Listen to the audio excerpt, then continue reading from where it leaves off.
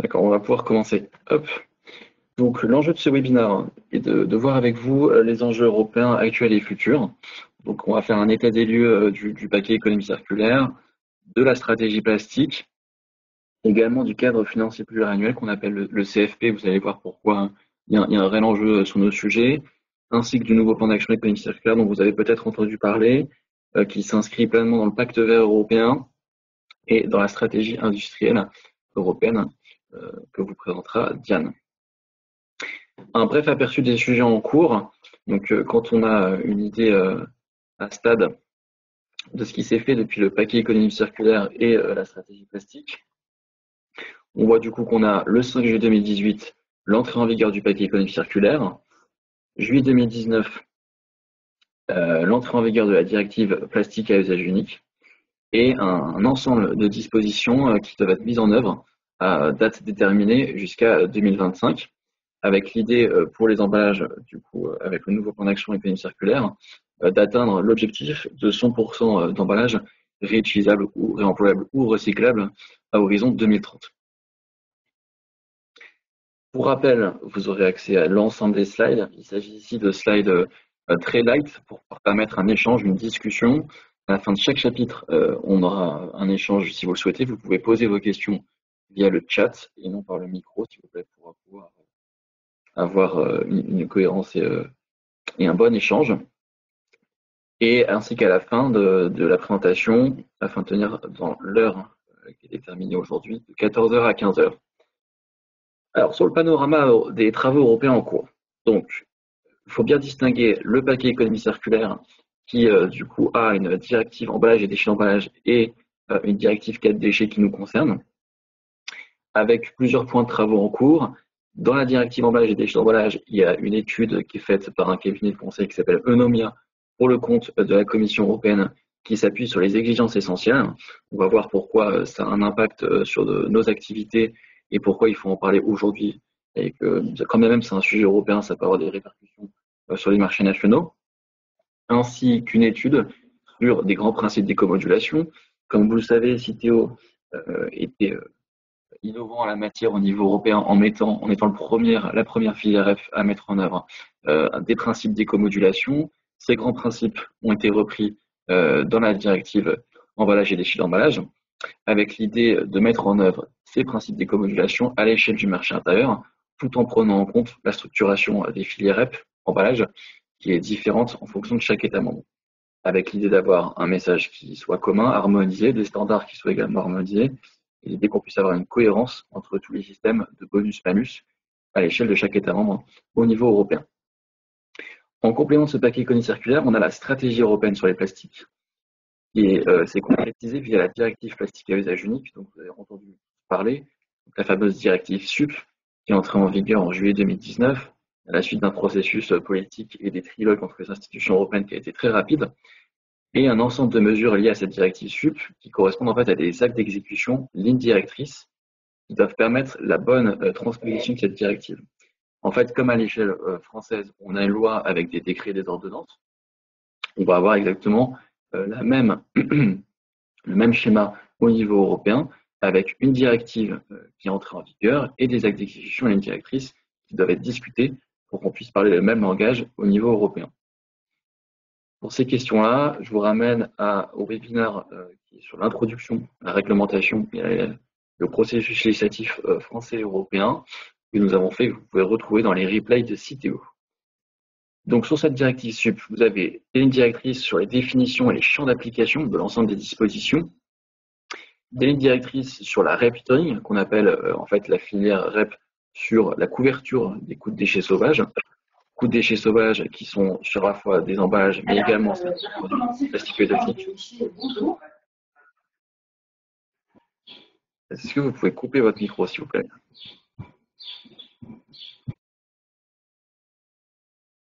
Merci. Également des lignes directrices sur l'exigence de marquage, donc des marquages qui vont s'appliquer sur certains produits plastiques à usage unique et sur certains emballages. On va voir ça juste après où on est la Commission européenne sur ce travail. La méthodologie de calcul sur l'objectif de réduction et taux de collecte pour recyclage, ainsi que le standard sur le bouchon solidaire.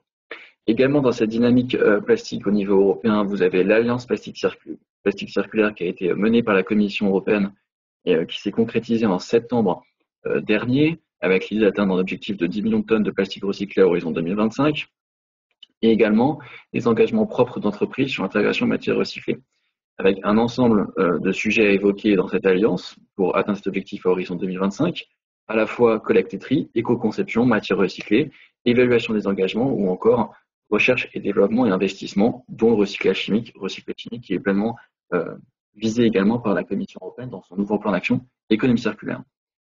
Un autre levier que vous trouvez juste au-dessus, qui est le pacte européen sur le plastique, qui est un pacte qui a été mené par le gouvernement français, le gouvernement néerlandais et le gouvernement danois, ainsi que certaines entreprises, et qui a été finalisé le 6 mars dernier, donc il y a un mois, presque pile poil, avec 3 objectifs majeurs, plus 25 points de pourcentage en matière de recyclage des plastiques, donc à la fois produits emballage, plus 30% d'intégration de matières recyclées, prenons en compte également tout ce qui sera la réflexion sur les standards sur le contact alimentaire, et moins d'utilisation de vierge, notamment à hauteur de 20%. Ça a été signé au final par 14 États membres et près d'une centaine d'industries, avec l'idée d'avoir une vraie dynamique au niveau national liée à la transposition des directives européennes pour atteindre un objectif commun de réduction de l'utilisation de plastique vierge et de plus de plastique recyclé.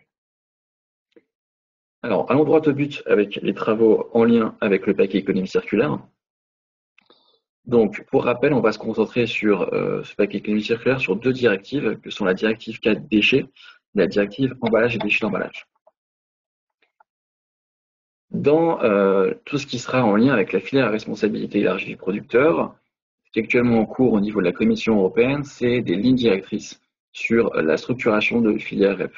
Alors, pour rappel, en fait, dans la directive emballage et déchets d'emballage, on a l'obligation sur l'ensemble de l'Union européenne d'avoir une filière à responsabilité élargie du producteur pour l'ensemble des emballages, c'est-à-dire ménagers et déchets d'emballage industriels et commerciaux. Par exemple, en Belgique, vous avez 2 éco-organismes, 2 filières REP, un pour le ménager, un pour l'emballage industriel et commercial, ce qui n'est pas encore le cas en France. Vous avez également des pays, excusez-moi, tout ça pour petite notification pour m'indiquer que vous êtes aujourd'hui 151 sur ce webinaire. On est ravis de vous avoir tous avec nous. Je reprends du coup le fil de la discussion. Filière REP, vous avez encore 3 pays aujourd'hui qui n'ont pas de filière REP en matière d'emballage, que ce soit ménager ou industriel et commercial, que sont la Hongrie, la Croatie et le Danemark, qui ont à ce stade misé sur d'autres systèmes, qui sont plus liés aux municipalités ou qui sont plus liés aux distributeurs via le système de mise en place de consignes.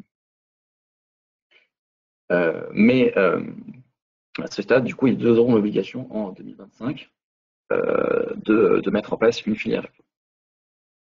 Alors, si vous n'avez pas le son, c'est peut-être que vous avez peut-être en mute sur le son. Normalement, vous avez bien le micro. Normalement, vous m'entendez bien.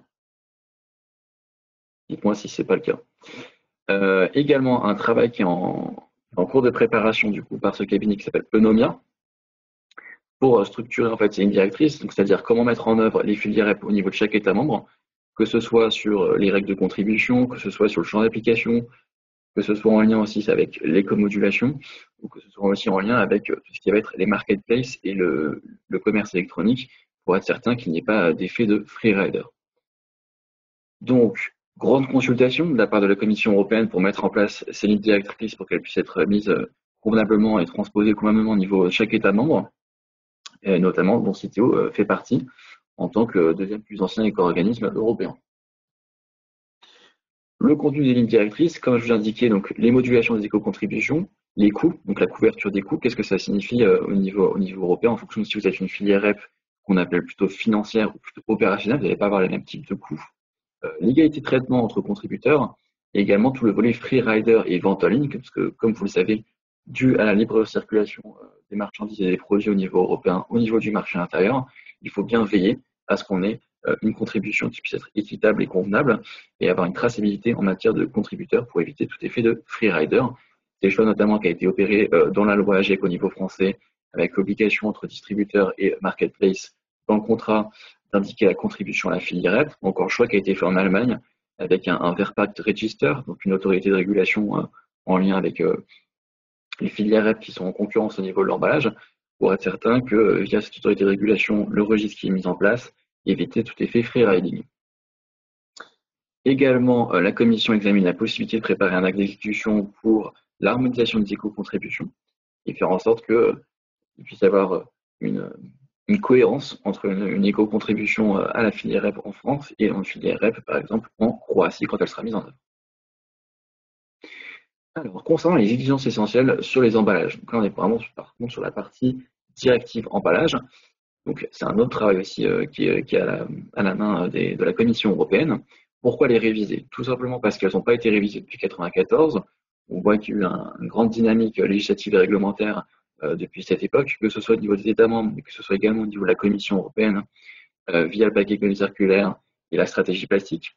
Aujourd'hui, il n'y a pas d'obligation stricte de les appliquer, qu'elle reste encore vague et obsolète, et que le suremballage, qui est notamment une notion qui a été visée par la Commission européenne via le paquet économie circulaire et qui semble se renforcer avec le nouveau plan d'action économique circulaire dont on va parler juste après avec Diane, doit être mis au goût du jour et donc du coup doit être convenablement en fait transposé dans une directive ou un futur règlement, mais également dans ces exigences essentielles qui font pleinement partie du paquet économie circulaire et donc de la directive emballage et déchets emballage. Donc, pour rappel, directive emballage et déchets emballage qui doit faire mener à des lignes directrices et actes d'exécution. Donc on est pleinement sur une ligne directrice concernant les exigences essentielles.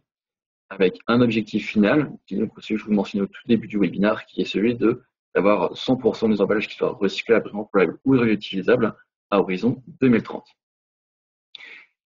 Quand on prend un peu note du considérant de la directive emballage déchets emballage, le considérant 21, on a une idée en fait de qu'est-ce qui va ressortir de ces exigences essentielles et de ce travail qui est porté par la Commission européenne, qui est celui de prévenir les déchets d'emballage, réduire l'impact, intégrer plus de matières recyclées. Ça, on l'a vu également avec la directive plastique à usage unique, mais l'idée c'est aussi de pousser cette pression législative et réglementaire sur d'autres matériaux, tout en assurant le fonctionnement du marché intérieur.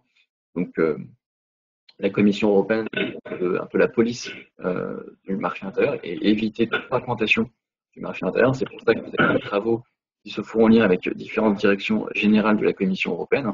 Comme vous avez par exemple Bercy, ministère de l'Environnement, au niveau européen, c'est à peu près la même chose. Ça s'appelle la DigiGro sur le marché intérieur et la DigiEnv sur les questions environnementales et qui sont sur ces travaux d'actes d'exécution de ligne directrice du paquet économie circulaire et de la directive plastique à usage unique. Et donc du coup, a fortiori, éviter les restrictions de concurrence liées au marché intérieur. Sur les exigences minimales de la REP pour qu'elles soient mises en œuvre, donc à la fois la définition des rôles et responsabilités, le respect des objectifs, et donc du coup, comment les faire respecter via ou non des sanctions financières. Ça va pas être forcément le cas au niveau français, mais avec la loi AGEC, par exemple, vous voyez que maintenant, il y a un strict contrôle du respect des objectifs et des sanctions financières en cas de non-respect.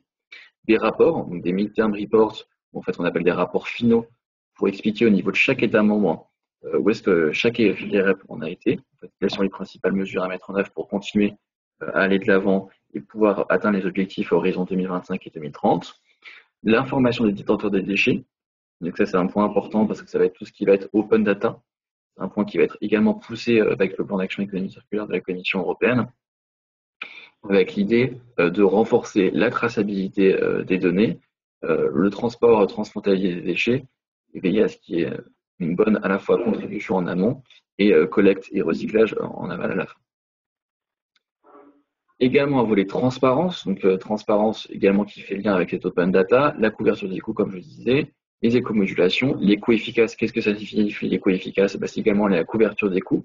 Ça va signifier à la fois tout ce qui va être collecte, tri, recyclage, donc du coup ce qui va être soutien auprès des collectivités, mais également en lien avec la directive plastique à usage unique, qu'est-ce qui en termes de coûts va être engendré par la couverture des coûts de déchets sauvages. Le suivi et l'application donc, de ces lignes directrices et le contrôle indépendant en cas de concurrence, c'est typiquement l'exemple allemand avec le Verpact Register mis en œuvre et mis en place depuis 2019. Est-ce que vous pouvez couper le micro, s'il vous plaît, madame? Un petit rappel également avec le paquet économie circulaire, donc ça va faire un lien avec ce dont va vous parler Diane juste après avec la taxe plastique, parce qu'il y a vraiment un lien avec ce volet-là. Vous avez eu avec le paquet économie circulaire une nouvelle méthodologie de calcul des taux de recyclage des emballages. Parce que jusque-là, en fait, vous avez 4 méthodologies différentes. Donc, on compare, si je peux me permettre, des choux, des carottes entre chaque État membre. Parce que le jugement n'est pas forcément le même à la fois sur l'assiette qui est prise pour la collecte, mais également sur à quel moment, en fait, on prend la donnée. Est-ce que c'est en sortie ou en entrée centre de tri? Donc, du fait de cette disparité des performances qui est liée, en fait, à un calcul, une méthode de calcul qui est totalement différente entre chaque État membre, parce qu'elle est liée à 4 méthodologies différentes, la directive emballage et déchets emballage est venue mettre un point sur ce problème en disant on va faire en sorte qu'il y ait la même méthodologie de calcul, d'où un acte d'exécution qui est entré en vigueur en avril 2019. Donc pour rappel, un acte d'exécution, encore une fois, c'est pour permettre une harmonisation des mesures au niveau européen pour chaque État membre et qui du coup permet aujourd'hui de pouvoir mesurer avec la fin de l'année 2020, donc l'ensemble des données 2020, qui sera reporté à la Commission européenne pour mi-2022, ce qui permettra à la fin 2022 à la Commission européenne via Eurostat, le service statistique de la Commission européenne, de publier ces données entre les performances taux de recyclage des emballages et permettre une réelle comparaison. Est-ce que vous avez des questions sur ce premier chapitre sur le paquet économie circulaire avant qu'on enchaîne sur la directive plastique à usage unique et où est-ce sont les travaux de la Commission européenne? Si je vois pas de questions à ce stade, pas de questions, donc on peut continuer avec les travaux en lien avec la directive plastique à usage unique. J'espère que vous entendez bien, que j'articule correctement. Je ne suis pas trop rapide et saccadé sur ces différentes slides. Alors, sur la directive plastique à usage unique, donc un petit rappel très court parce que vous êtes déjà bien au courant de tout ça et je vous fais un petit reminder, notamment en lien avec le webinaire qui a déjà eu lieu l'année dernière sur la directive plastique à usage unique au moment où c'était acté. Là-dessus, vous pouvez voir également le replay. Vous avez l'ensemble des mesures. Donc, je ne vais vraiment pas rentrer sur chaque mesure. Vous avez ces interdictions, vous avez des mesures de réduction sur les contenants alimentaires, vous avez des exigences de marquage, vous avez la couverture des coûts de déchets sauvages. Ensemble de mesures avec une finalité, c'est moins de plastique à usage unique, plus d'intégration de matières recyclées. C'était le premier épisode. Le second épisode, c'est l'Alliance plastique circulaire que j'ai mentionné juste avant. Et le troisième épisode, c'est le pacte européen sur les plastiques mené par les gouvernements, avec un quatrième épisode qui va s'ouvrir avec ce nouveau plan d'action économie circulaire dont on va parler Diane. Là, je vais me concentrer plus particulièrement sur mesure par mesure où en sont les travaux de la Commission européenne pour vous donner un petit peu une idée de comment ça va se transposer parce que ça a des réelles incidences avec ce qui se fait au niveau français, donc avec à la fois les décrets et ordonnances qui sont liés à la loi AGEC, donc la loi économie circulaire anti-gaspi, mais aussi à la stratégie plastique qui est préparée, donc en ce moment au niveau national, donc le plan quinquennal sur les plastiques, avec l'idée d'atteindre fin 2040 la fin des plastiques à usage unique. Alors, différents groupes de travail actuellement auprès de la Commission européenne liés aux actes d'exécution et aux lignes directrices de la directive plastique à usage unique, avec un groupe de travail qui s'est notamment tenu lieu pas plus tard que vendredi, dans la continuité d'un premier groupe qui avait déjà été fait lié à une consultation de l'ensemble des parties prenantes de la chaîne de valeur sur le plastique, pour définir au mieux les définitions et les champs d'application de la directive, avec un panorama en fait, et des questions qu'il faut se poser sur qu'est-ce qu'un produit plastique à usage unique. Donc, est-ce qu'il est entièrement ou partiellement en plastique? Est-ce que le polymère il est utilisé comme principal composant structurel? Donc ça, c'est important. Les polymères sont-ils des polymères naturels qui ont été chimiquement modifiés? Donc ça, c'est encore en discussion avec l'Agence des produits chimiques. Ça a vraiment son importance. Et deuxième phase de la question, c'est est-ce que ce produit plastique, est-ce qu'il est vraiment à usage unique? C'est-à-dire, est-ce que son effet de rotation et de nombre de fois où il va être utilisé pour un usage identique, il va être qualifié de unique ou pas? Et donc, dans ces cas-là, à partir du moment où ce produit plastique est réellement à usage unique, par rapport aux questions qu'on se pose sur le champ d'application des définitions de la directive, donc que ce soit sur les contenants alimentaires, que ce soit sur les bouteilles, les contenants pour boissons, les gobelets, les lingettes hygiéniques, tout ça, en fait, toutes ces questions sont vraiment liées à cette question centrale, est-ce que votre produit est un single-use plastique? Et donc, du coup, c'est deux volets de questions, avec ce schéma très synthétique qui vous permet de comprendre très brièvement si vous rentrez ou pas dans le champ d'application de la directive. Et donc, du coup, aux obligations derrière, qui ont été transposées via les différentes lois dans les États membres, notamment la loi AGEC en France. Donc, un point important, comment définir le composant structurel principal? Donc, il faut se référer déjà à la définition de ce que c'est que du plastique, et après voir donc, à quel moment on considère que c'est un composant structurel principal, c'est-à-dire est-ce qu'il est vraiment structurellement important de l'avoir pour permettre à ce que le produit existe. Autrement dit, si j'ai un gobelet quand même, il est en fibreux, en carton, mais qu'il a un pelliculage en plastique, que ce soit ce qu'on appelle du coating ou du lining, il est considéré au sens de la directive FUP comme étant un produit plastique à usage unique. Quand bien même en France, on considère, notamment au niveau de CITEO, que sur la collecte, je dis bien sur la collecte, on considère que c'est bien un fibre. Au niveau européen, au niveau du droit européen, à ce stade, dans ce qui est en discussion, je dis bien à ce stade aussi, dans ce qui est en discussion, on considérera que ce produit est un produit plastique à usage unique. Et donc, quand bien même mon gobelet, qu'il soit en plastique entier ou qu'il soit en fibre avec un coating ou un lining, sera considéré comme un single-use plastic product à ce stade. Également en discussion, qui est-ce que le polymère naturel? Et ça a vraiment son importance parce que la Commission européenne travaille aussi sur toutes ces questions de biosourcés biodégradables. Sur le biosourcé, vous savez qu'il y avait eu des grandes questions avec le décret EGalim l'été dernier qui avait été notifié à la Commission européenne qui faisait exemption du biosourcé. Or, le biosourcé rentre pleinement dans le plastique, dans le champ d'application de la directive plastique à usage unique. Du coup, la Commission européenne avait retoqué sur ce décret. Ce décret avait été du coup rédigé et était entré en vigueur comme un cadeau de Noël le 24 décembre 2019. La question est la même ici, c'est assurer un cadre cohérent sur ce qui est considéré comme un polymère naturel. Et en fait, éviter que la transposition de la directive amène en fait à une fragmentation du marché intérieur et donc qu'on puisse être cohérent sur ce qui est visé en termes de plastique. Donc, polymère naturel ou chimiquement modifié. Tout à fait. Excusez-moi, j'ai reçu du coup une question. Tout à fait quand je parle de gobelet plastique donc à usage unique. Le usage unique est aussi important. Les deux volets sont importants. Sur le plastique, je reviens sur mes moutons. Polymère naturel, donc c'est-à-dire que ça, c'est encore en discussion avec l'Agence européenne des produits chimiques. Et donc, il faut veiller à la distinction entre le substance naturelle et le polymère naturel. On arrive vraiment à une discussion plus ingénierie, mais avec du coup un niveau du coup juridiquement qui va être différent sur son interprétation, strict, moyennement strict ou souple, par rapport à ce qu'on considère que c'est un polymère naturel ou non. Deuxième partie de la question, est-ce qu'on considère que c'est un usage multiple ou un usage unique? Par exemple, on avait beaucoup de questions sur est-ce que si ma bouteille plastique en PET, elle est 100% RPET, est-ce que je la considère comme de l'usage unique ou l'usage multiple? Au sens de la directive et des travaux en cours, à ce stade, on considère pleinement que c'est un usage unique. C'est pas parce qu'on a mis du 100% RPET que c'est considéré comme de l'usage multiple. Donc la durée de vie doit être entendue comme la durée de vie utile ou fonctionnelle attendue du produit, c'est-à-dire l'intervalle de temps à partir de la mise sur le marché du produit jusqu'à son élimination finale. Et c'est ce qui va faire toute la distinction entre ce qui est effectivement recyclé, ce qui est effectivement réutilisé ou réemployé.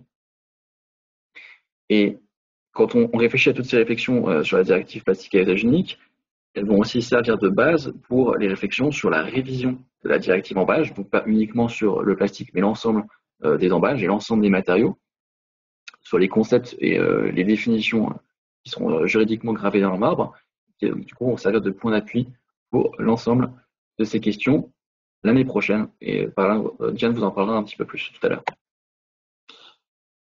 La directive SUP, du coup, c'est 9 actes d'exécution. Donc à la fois une partie marquage. Donc la partie marquage, c'est à la fois sur les gobelets, à la fois sur les lingettes et à la fois sur les paquets de cigarettes, donc avec des marquages qui doivent indiquer la présence de plastique, l'effet nocif si c'est pas si ça finit en déchets sauvages, mais aussi veiller à ce que derrière il y ait une bonne sensibilisation du consommateur pour qu'il fasse le bon tri de ce produit plastique à usage unique.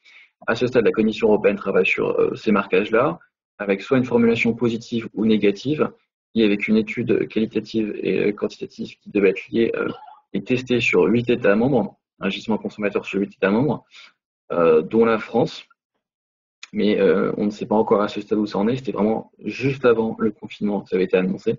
Donc à voir si ça va prendre un petit peu de retard. À noter dans tous les cas que sur ces actes d'exécution, il y a un retard avant crise Covid qui est calculé de 3 à 6 mois. Donc à penser qu'on est plus sur du 6 mois que du 3. Également en question le mode de calcul des objectifs de collecte séparés, donc très important pour les bouteilles plastiques à usage unique. Le taux de collecte pour recyclage, qui je vous le rappelle, est à 77% pour 2025, 90% pour fin 2029. Comment est-ce qu'on va considérer que sur l'ensemble du marché intérieur, on va atteindre ces objectifs et la méthodologie sera la même? Je m'explique. Est-ce qu'on va considérer que c'est uniquement le bac de tri plus potentiel RVM, donc les Reverse Vending Machine, ou est-ce qu'on va prendre également en compte, notamment dans certains États membres que sont l'Espagne et l'Autriche, ce qu'on appelle le surtri sur ordures ménagères résiduelles. À ce stade des réflexions de la Commission européenne, le surtri sur ordures ménagères résiduelles, donc c'est-à-dire le surtri par rapport par exemple à une poubelle dans l'espace public, ne rentre pas dans le champ d'application parce que ce n'est pas pas de la collecte sélective.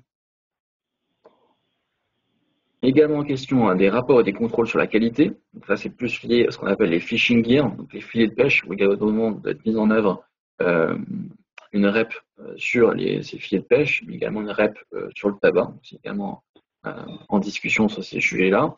Il doit être également en œuvre, je vous rappelle, une REP sur les lingettes hygiéniques. Mais la France, elle est même un petit peu plus loin avec la loi AGEC en désignant la REP textile sanitaire. Donc, serait compris également dans le champ d'application, par exemple, les couches. Décembre 2020 doit être mis en œuvre, donc doit être acté plutôt que mis en œuvre, acté les lignes directrices concernant la réduction de la consommation. La réduction de la consommation, ça signifie en fait les contenants alimentaires, vous savez, qui sont en portions individuelles, sans préparation complémentaire.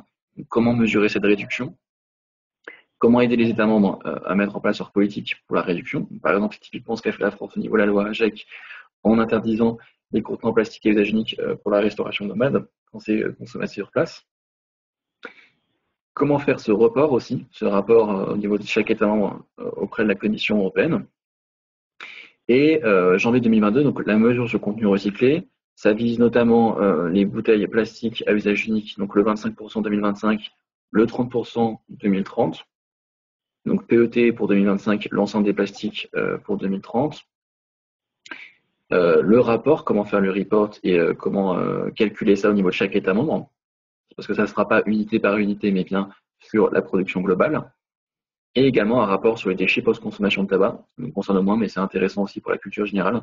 Donc savoir que dans la mise en œuvre de cette filière REP tabac et produits liés au tabac, il y aura également des rapports qui devront être faits au niveau de chaque État membre pour indiquer où ils en sont.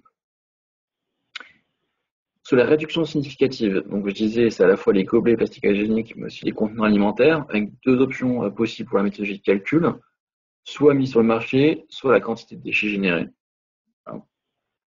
Sur les marquages, comme je vous l'indiquais, donc ça vise les lingettes, les gobelets et les produits de tabac, donc avec un marquage qui doit à la fois expliquer la présence de plastique et ses effets dommageables s'il est mal géré.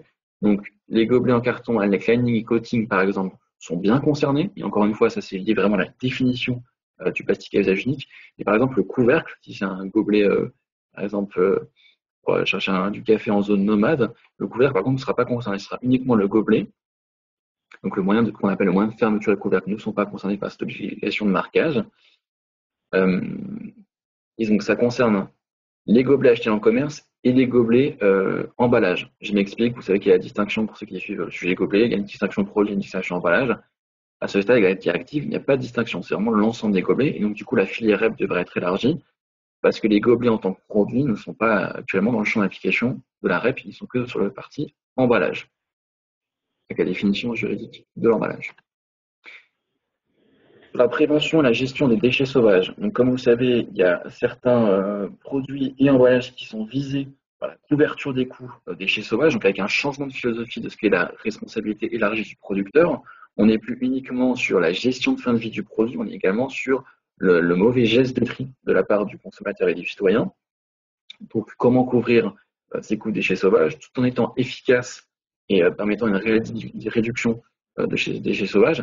Ça, c'est encore également en discussion via les lignes directrices de la Commission européenne, auxquelles on participe également, parce qu'il faut qu'il y ait une réelle cohérence entre ce que je vous disais au tout début sur quel est le coût efficace en termes de filière REP et quel est le coût efficace en termes de déchets sauvages, parce que c'est deux travaux qui sont séparés à ce stade, donc avec la directive plastique à usage unique et la directive emballage, et qui vont à la fin devoir se relier et être liés ensemble pour calculer au mieux qu'est-ce que sont les coûts efficaces, comment on va les calculer, et comment faire au mieux qu'on puisse assurer à la fois un traitement équitable et favorable de la fin de vie de l'emballage, mais également éviter tout effet d'effet fichier sauvage.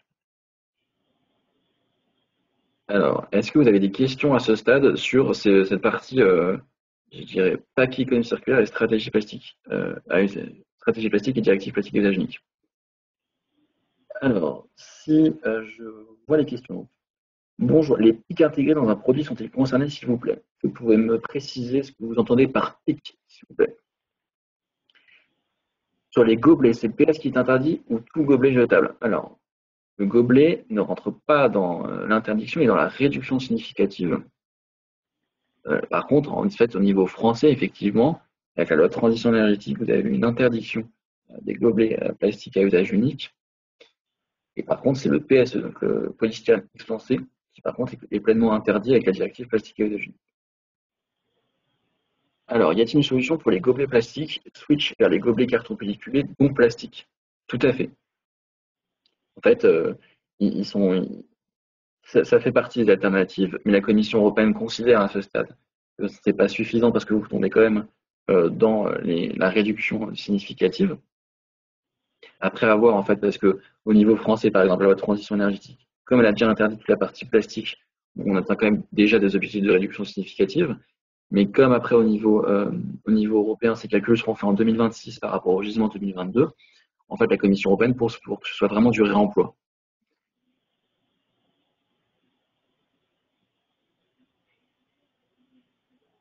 Ensuite, sur la définition des plastiques à usage unique, on part bien du principe que si l'aliment emballé avec un film plastique doit subir une préparation, garnissage et cuisson par exemple, il n'est pas considéré comme plastique à usage unique.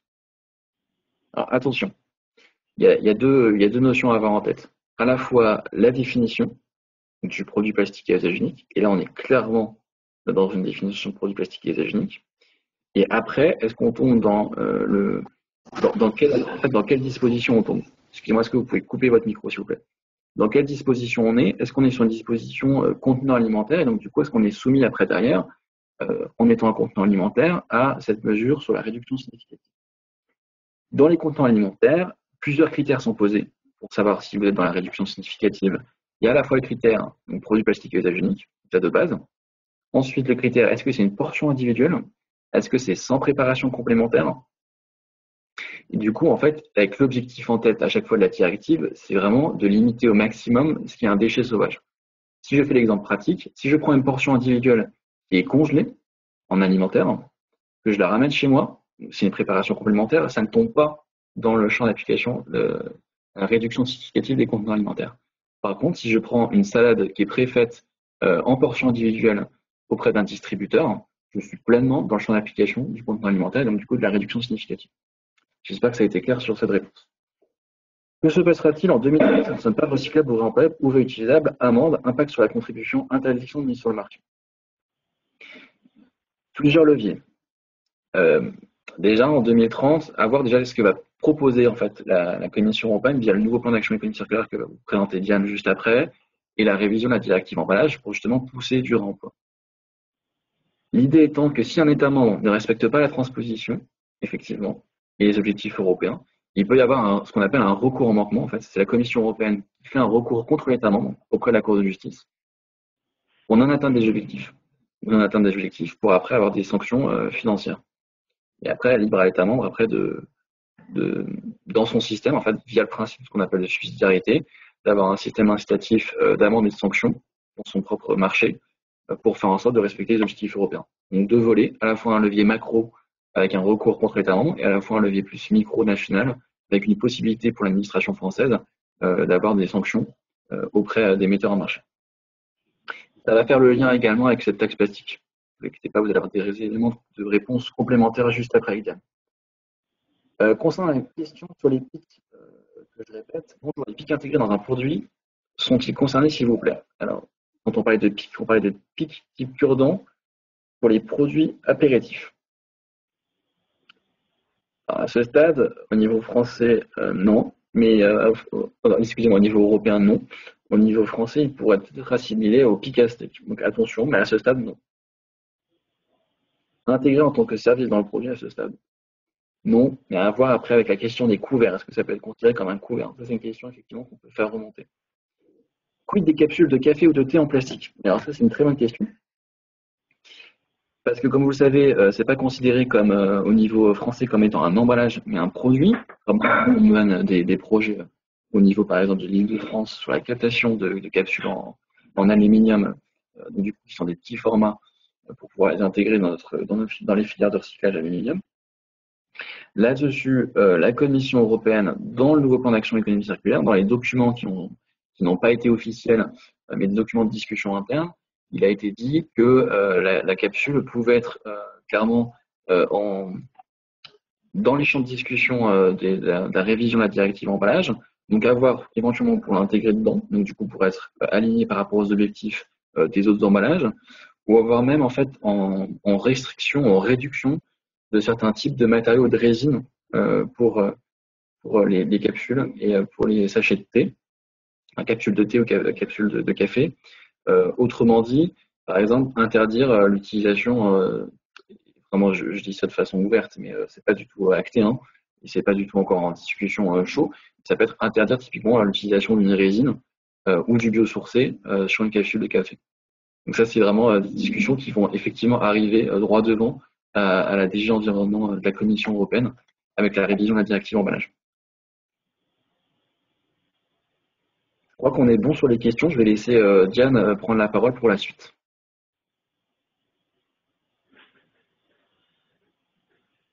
Hop. Bonjour à tous. Est-ce que vous m'entendez correctement? J'espère que vous m'entendez bien. Euh, oui, donc comme l'a dit Axel, donc merci Axel pour ta présentation. On va tout de suite passer donc à la taxe plastique qui est actuellement en cours de négociation au niveau européen. Il faut savoir que la Commission a négocié depuis en fait mai 2018 la mise en œuvre d'une taxe plastique qui serait une taxe permettant d'avoir une nouvelle contribution dans le cadre du cadre financier pluriannuel justement pour avoir une nouvelle contribution en tant que ressource propre de l'Union européenne, du budget de l'Union européenne, qui compenserait ainsi en fait les pertes financières liées au départ du Royaume-Uni.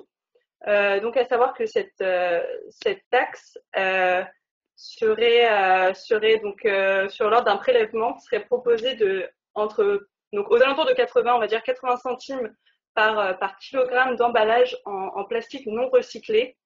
Donc cela augmenterait de 50 voire 100% le prix actuel des plastiques vierges en fonction des polymères.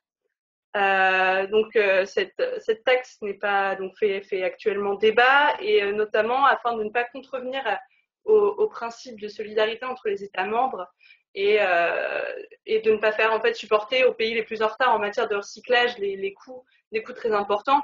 La Commission européenne a débattu sur le fait de mettre en place un mécanisme de correction, donc a discuté sur la mise en place d'un mécanisme de correction qui permettrait donc aux pays les plus en retard en matière de recyclage de pouvoir bénéficier d'une remise en fonction de la taille de leur population.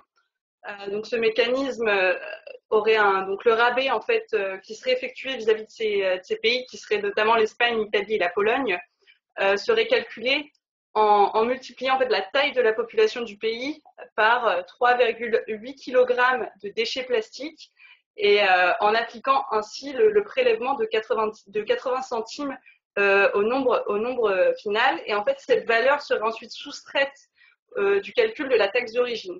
Donc comme je vous le disais, ce mécanisme serait notamment favorable à l'Espagne, l'Italie, la Pologne et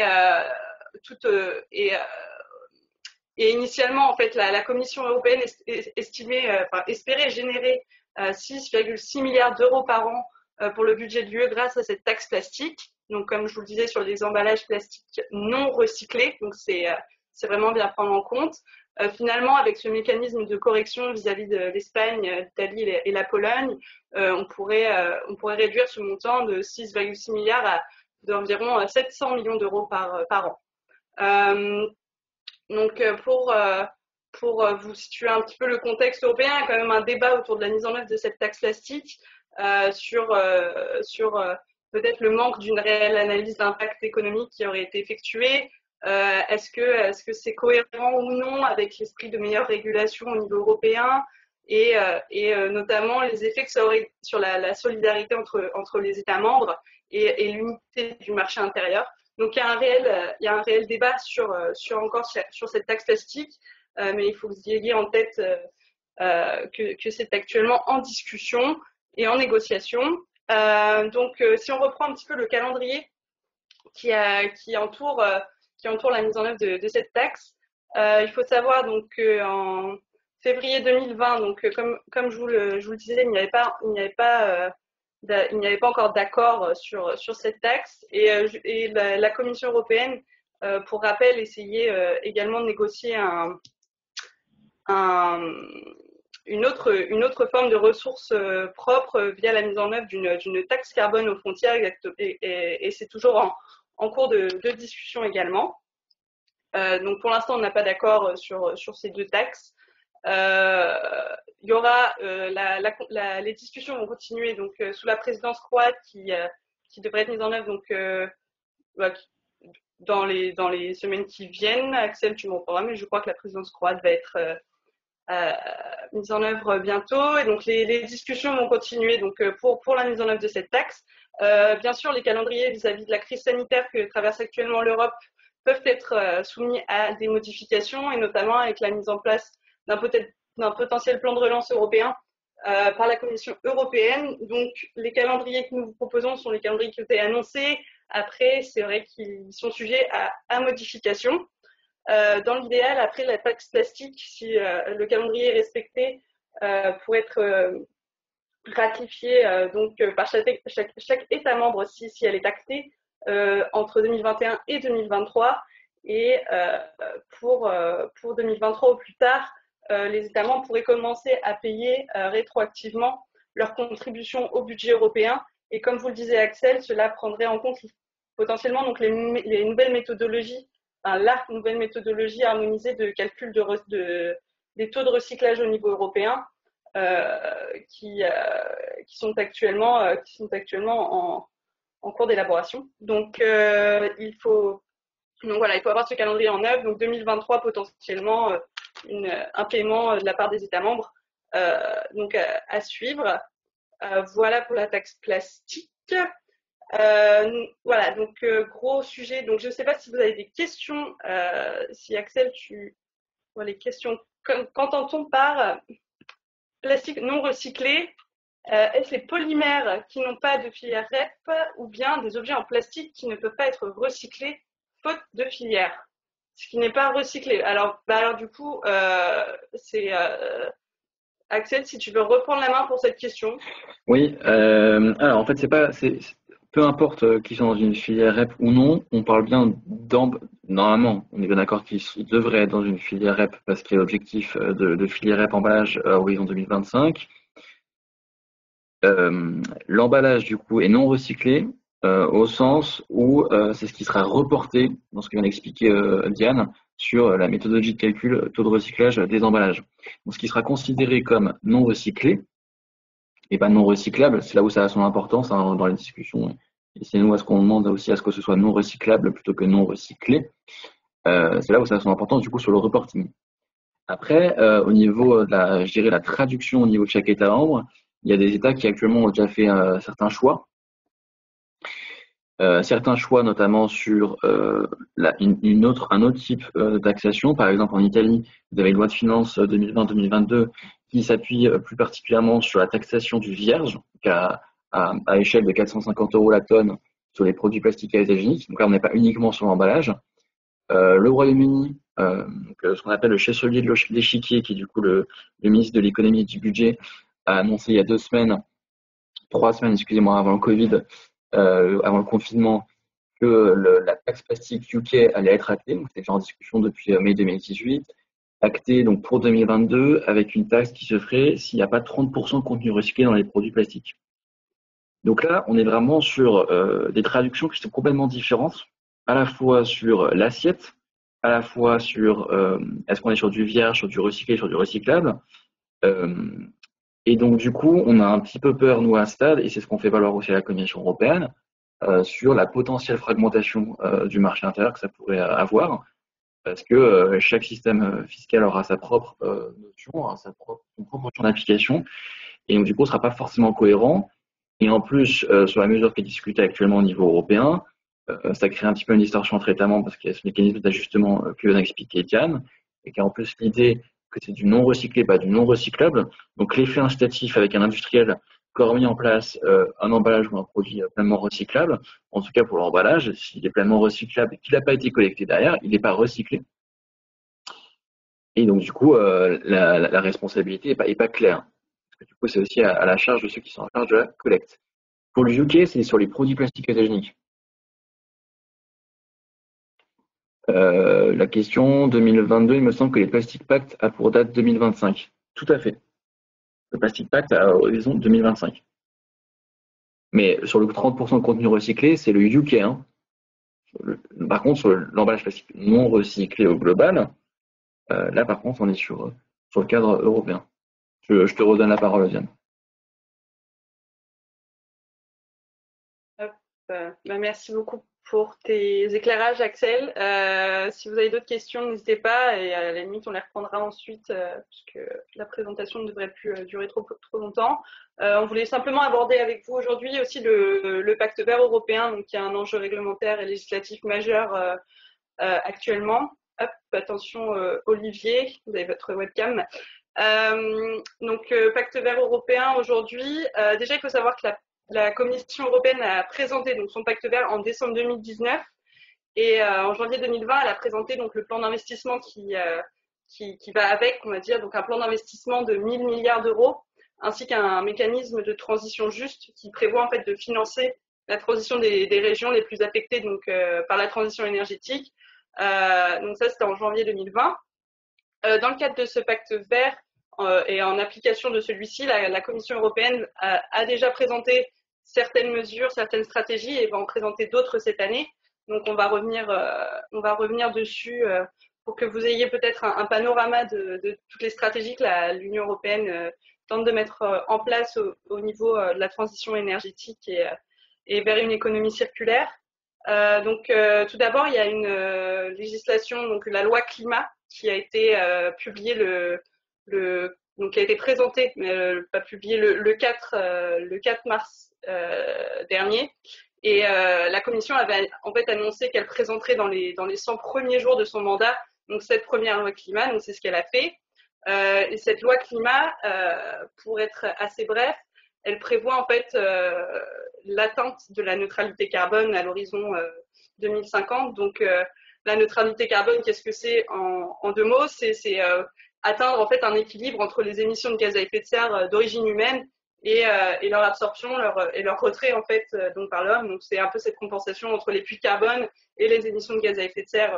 Donc en fait la loi climat, ça va fixer cet objectif de neutralité carbone un peu dans toutes les stratégies, dans toutes les politiques que l'UE va mettre en place au niveau européen. Donc c'est, on va dire, le phare et c'est le point de cible, on va dire, de la Commission européenne. Dans un autre temps, la Commission donc, prévoit également un plan cible en matière de climat à l'horizon 2030, en vue notamment de la COP26 en novembre à Glasgow, qui ne devrait pas être affectée par les changements de calendrier actuels. Donc, elle prévoit notamment une révision à la hausse des objectifs 2030 de l'Union européenne, qui passerait d'une baisse en fait de 40% des émissions de gaz à effet de serre à une baisse de 50 voire 55%. Donc, à voir si l'Union européenne va revoir ses objectifs à la hausse. Il y aura également, donc, dans ce pacte vert, une stratégie relative à l'adaptation au changement climatique qui devrait être présentée.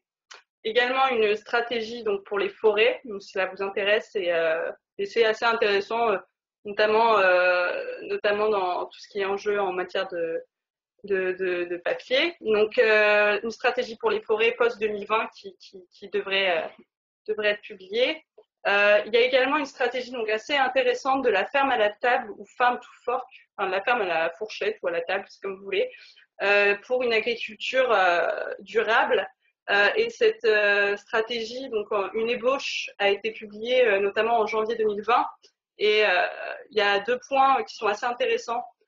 parmi les différentes propositions de la Commission européenne dans le cadre de cette stratégie de la femme à la fourchette, qui est d'une volonté donc d'ici 2021 de réduire le suremballage et d'améliorer la qualité des emballages via notamment le renforcement des exigences essentielles, comme vous le rappelez, Axel, donc de la directive sur les emballages et enfin de la directive emballage, et une révision de la législation européenne relative aux matériaux en contact avec les aliments, avec un focus donc particulier sur le développement de législation visant à améliorer leur durabilité, afin d'améliorer aussi la traçabilité de ces emballages.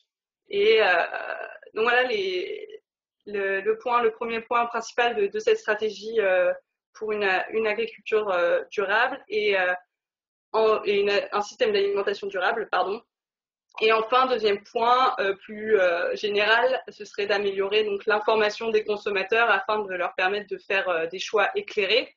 Donc notamment avec via un système, donc via l'harmonisation des labels de nutrition sur les emballages et via l'exploration de la possibilité en fait d'en faire une mesure obligatoire et aussi via le développement potentiel d'un label européen prenant en compte l'impact environnemental et climatique des produits alimentaires, et enfin peut-être de développer un logo en fait unique d'alimentation durable intégrant les aspects nutritionnels, environnementaux et sociaux.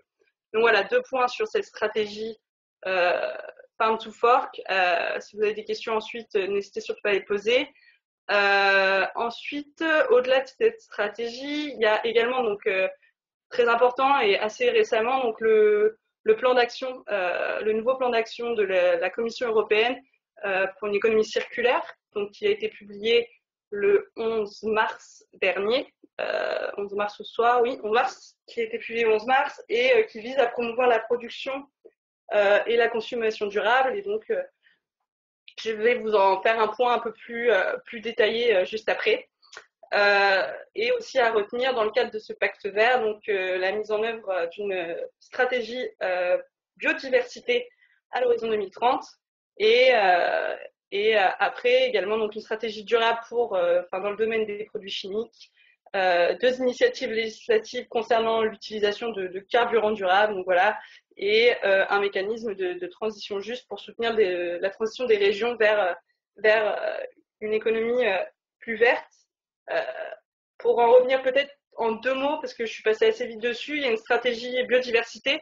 Peut-être qu'il est intéressant de voir ce que prévoit notamment la Commission.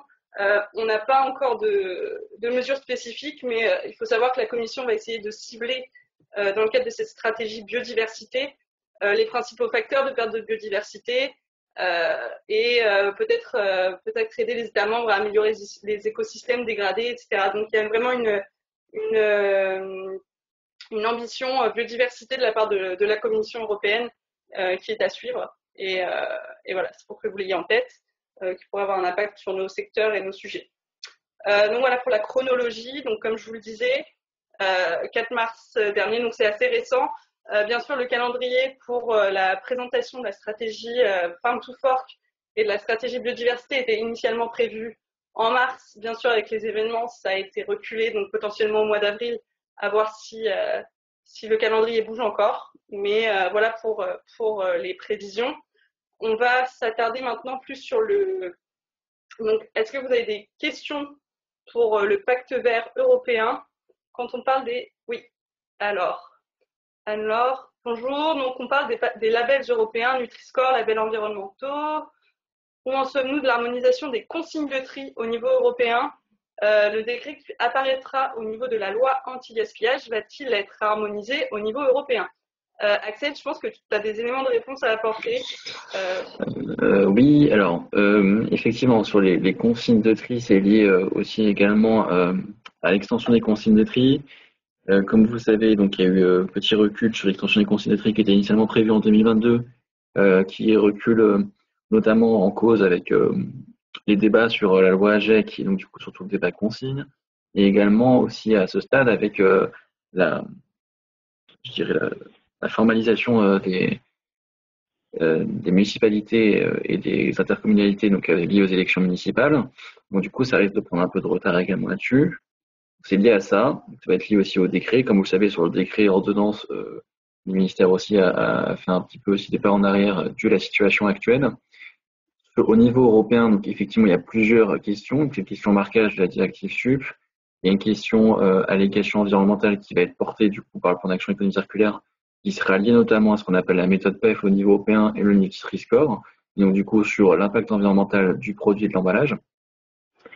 Et au niveau des consignes de tri, il y a un travail qui est fait, donc une étude qui a été faite, qui est faite par un cabinet en ce moment avec la Commission européenne pour mettre des lignes directrices sur la collecte sélective. Donc tout ça est lié effectivement. Je laisse reprendre la main, Diane. Merci beaucoup, Axel, pour ta réponse. Peut-être d'autres questions. Quid de l'affichage des consignes de tri sur les packaging d'ici là? Alors, vas-y, moi j'ai.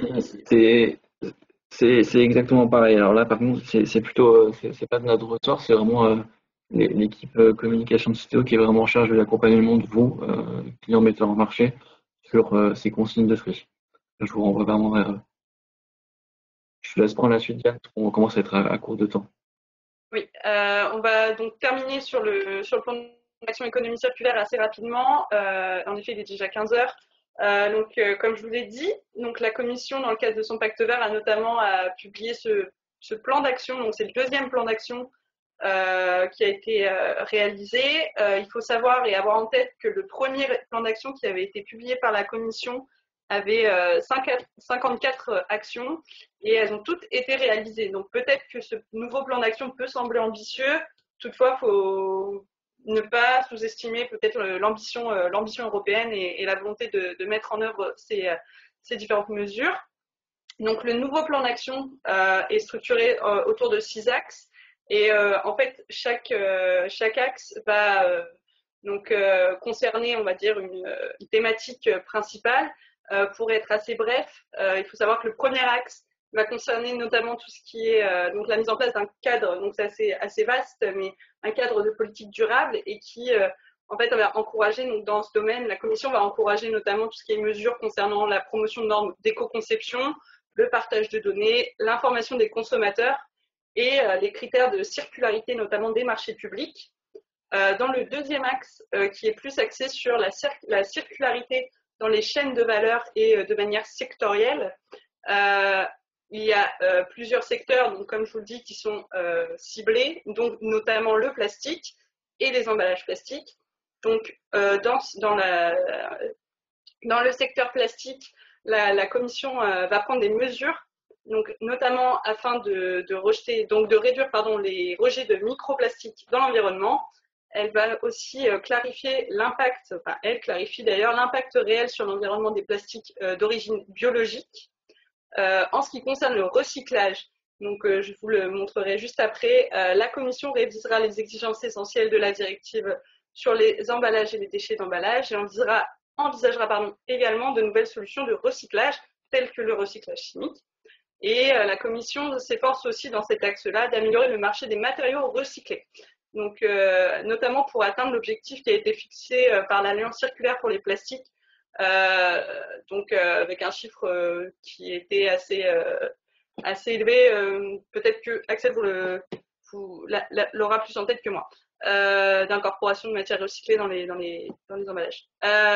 Ensuite, il y a un troisième axe qui se focus donc sur moins de déchets, plus de valeur, donc plus sur le côté ressources que le côté déchets. Et la Commission révise dans celui-là les exigences essentielles de la directive sur les déchets alimentaires et va adopter un cadre législatif et des mesures concrètes pour réduire les déchets alimentaires. Et la Commission entend également réviser la législation sur le grand export de déchets afin de promouvoir un marché et des matières premières secondaires sûres et de haute qualité. Enfin, elle a aussi elle a aussi